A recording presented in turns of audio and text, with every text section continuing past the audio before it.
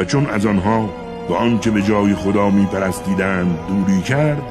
به او اسحاق و یعقوب را عطا کردیم و همه را به پیامبری رساندیم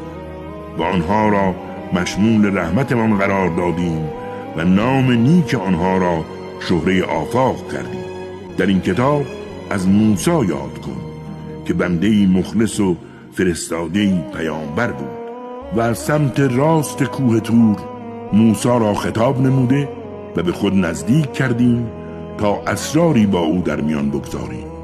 و از روی رحمتمان هارون را که او هم پیامبر بود در اختیارش قرار دادیم. در این کتاب از اسماعیل یاد کن که او مشهور به وفاداری و فرستاده‌ای پیامبر بود. کسی بود که اهلش را همواره به اقامه نماز و پرداخت زکات امر می‌کرد و بیشک او مورد رضا